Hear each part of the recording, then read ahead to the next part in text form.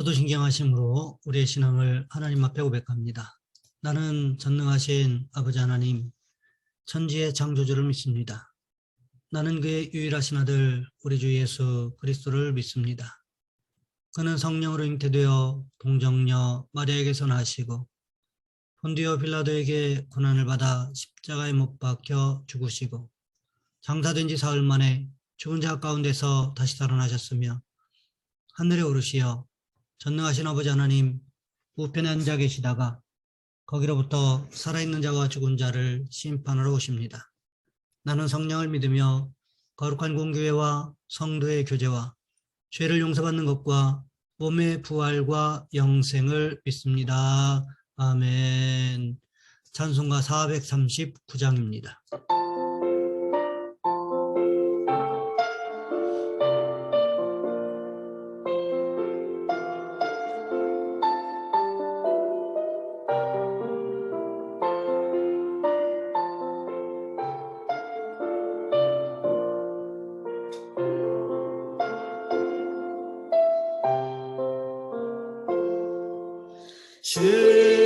십자가로 가까이 나를 이끄시고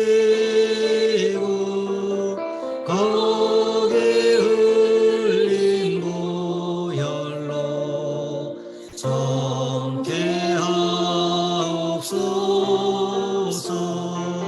십자가 무한 영광일세.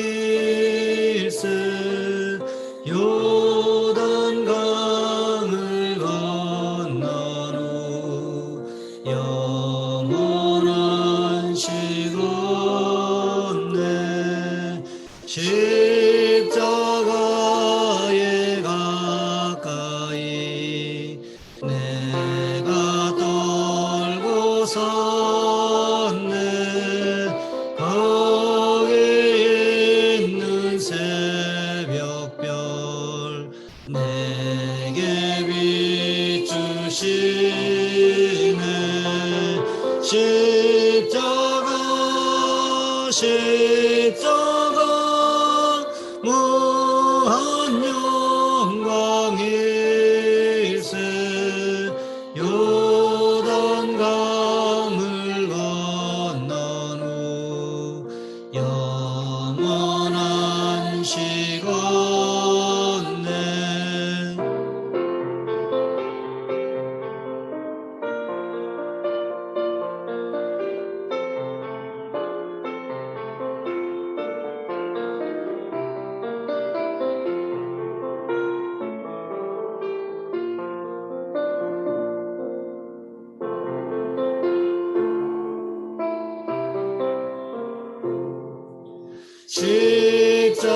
십자가로 가까이 가게 하시었고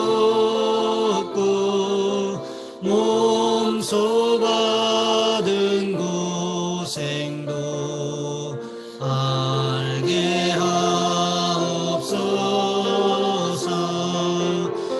십자가 무한 영광일세.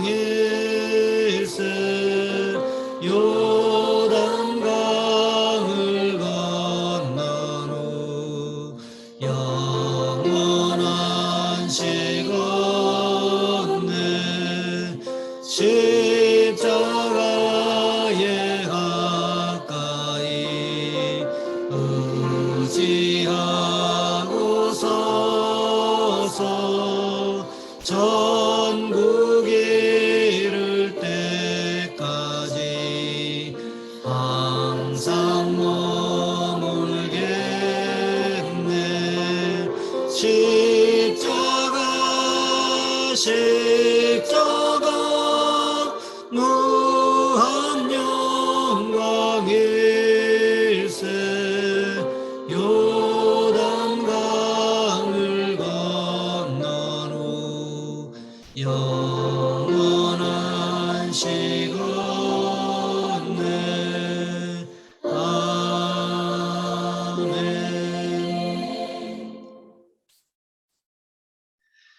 말씀 역대상 11장에서 보겠습니다. 역대상 11장 1절로 3절까지 말씀입니다. 제가 가진 성경은 구약 성경 626쪽에 있습니다. 제가 봉독해 드립니다. 온 이스라엘이 헤브론에 모여 다윗을 보고 이르되 우리는 왕에 가까운 혈족이니이다. 전에 곧 사울이 왕이 되었을 때에도 이스라엘을 거느리고 출입하게 한 자가 왕이시었고 왕의 하나님 여호와께서도 왕에게 말씀하시기를 내가 내 백성 이스라엘의 목자가 되며 내 백성 이스라엘의 주권자가 되리라 하셨나이다 하니라.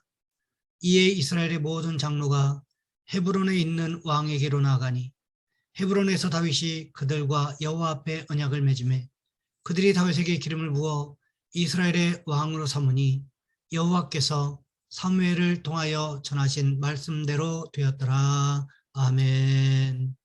오늘 본문의 말씀을 가지고 이스라엘의 왕으로 등극하는 다윗이라는 제목으로 함께 말씀을 살펴보겠습니다. 조선 왕조 25대 왕은 철종이었습니다.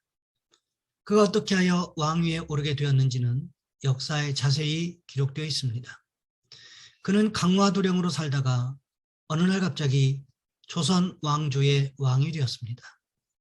철종의 증조할아버지가 사도세자인데 사도세자가 영조의 손에 죽고 난 후에 그의 후궁이었던 숙비님 씨는 궐 밖으로 쫓겨나 살다가 죽었고 그의 두 아들 은원군과 은신군도 유배 갔다가 각각 제주도와 강화도에서 죽었습니다.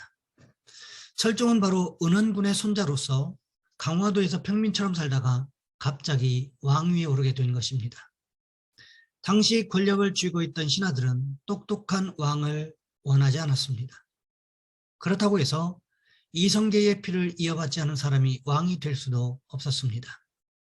그래서 왕가의 혈통을 지닌 사람 중에 자신들이 좌지우지할 수 있는 사람을 찾기 위해 쓰다가 찾아낸 사람이 바로 철종입니다. 그렇기 때문에 철종은 왕이 되었지만 전혀 왕답게 살 수 없었습니다.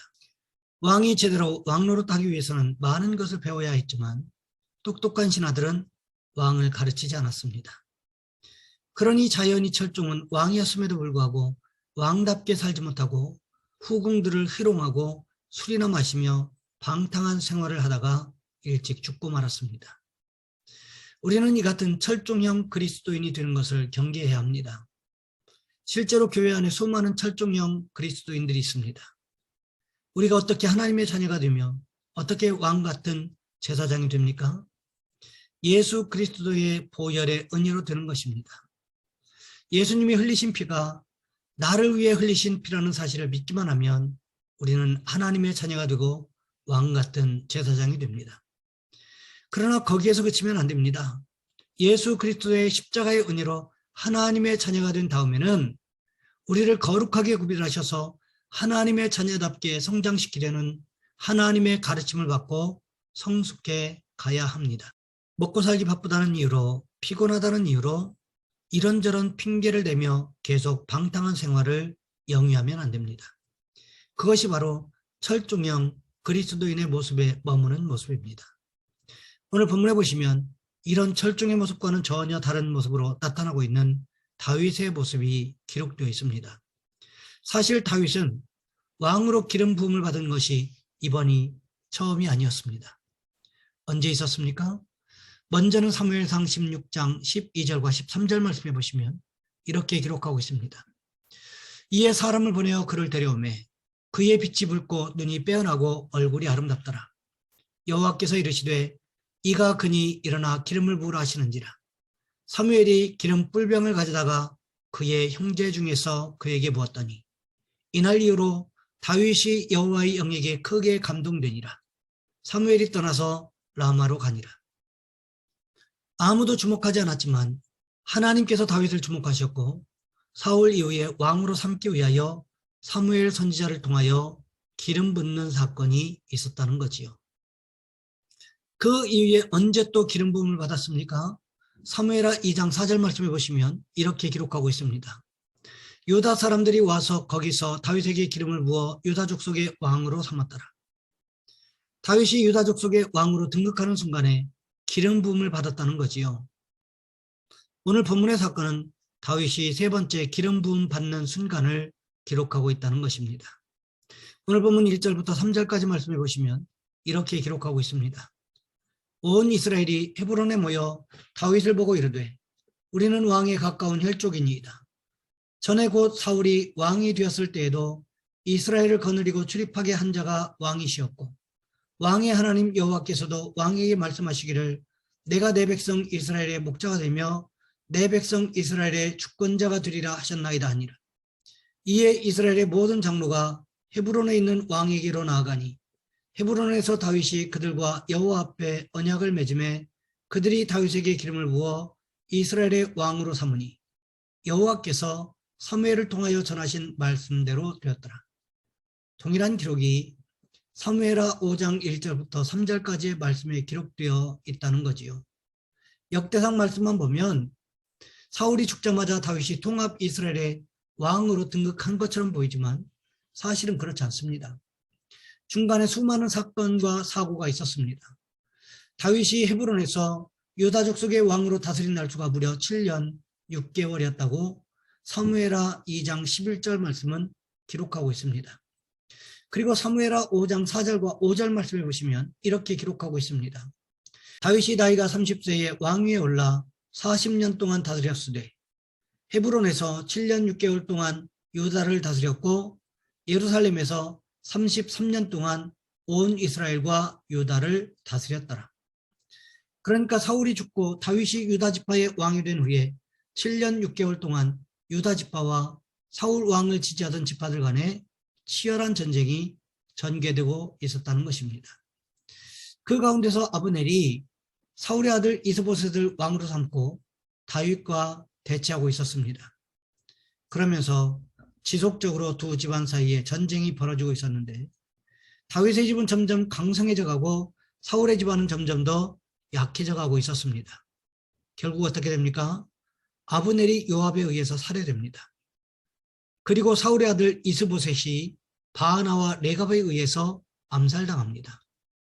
결국 더 이상의 선택지가 없었던 사울의 집안, 즉 이스라엘 모든 지파가 헤브론에 있는 다윗을 찾아와서는 사무엘 선지자의 예언처럼 우리의 왕이 되어달라고 다윗에게 기름 붓고 있는 장면이 바로 오늘 본문의 말씀이라는 거지요. 이미 하나님께서 사무엘 선지자를 통하여 기름 부으시면서 하나님의 영에게 크게 감동되게 만드심으로 인하여 이스라엘을 인도할 목자로 삼았다고 성경은 기록하고 있다는 거지요. 이때가 다윗이 15살 때 무렵이었다고 성경학자들은 추측하고 있습니다. 그러니까 성경학자들의 추론이 맞다면 다윗이 15년 동안 하나님 앞에 목자로서 힘들고 어려운 시험들을 다 통과하게 되었다는 거지요. 다윗만 이런 과정들을 통과했을까요? 그렇지 않습니다. 요셉을 생각해 보시기 바랍니다. 17살에 형들에게 인신매매 당했습니다. 그리고 30살에 애굽의 제2인자 국무총리가 되었습니다. 무려 13년 동안 그는 노예로 성추행범으로 거기에다가 감방에서 다른 죄수들을 섬기는 자로 살아갔다는 거지요. 그러면서 여러 가지 정무적인 감각들을 익히게 되었는데 결국 바로의 꿈을 해몽하게 되면서 그는 애굽의 제2인자요 실질적인 통치자의 자리에 오를 수 있었다는 것입니다. 모세는 어떻습니까? 나이 40에 자기 민족을 돌볼 마음이 생겨서 나가보니까 애굽 군인이 자기 동족을 채찍으로 내리치고 있었습니다. 그래서 어떻게 합니까? 마음에 의분이 일어나서 애굽 군인을 쳐 죽이고 모래 속에 파묻어 버렸습니다. 그 일이 발각이 돼서 미디안 광야로 도망쳤는데 그곳에 무려 몇 년 동안 있게 됩니까? 40년을 있으면서 미디안에서 이름 없는 목자로 살아가게 되었다는 거지요. 그곳에서 목자로서의 소양을 쌓게 되고 또 하나님을 경험하게 됩니다. 애굽 궁정에서 배웠던 지식과 경험을 토대로 하여 광야 생활에 필요한 모든 것을 배우는 시기였다는 것입니다. 그것을 토대로 하여 애굽으로 돌아와 이스라엘 백성들을 출애굽시켰다는 거지요. 오늘 본문의 다윗을 보시기 바랍니다. 지난 15년 동안의 과정을 통하여 결국 통합 이스라엘의 왕위에 등극하는 모습을 볼 수 있습니다. 이 모든 것이 결국 하나님의 계획이었음을 우리는 부인할 수 없다는 거지요. 그렇습니다. 다윗을 왕으로 사용하시기 위하여 하나님께서는 철저하게 다윗을 훈련시키셨던 모습을 보게 됩니다. 우리도 다윗처럼 쓰임받으려면 다윗과 같은 훈련을 받아야 한다는 것입니다. 바라기는 우리도 하나님 앞에서 다윗처럼 존귀하게 쓰임받기 위하여 훈련의 과정을 잘 통과하는 축복이 있으시기를 주님의 이름으로 부탁을 드립니다. 이 시간 우리 한 목소리 함께 기도하겠습니다.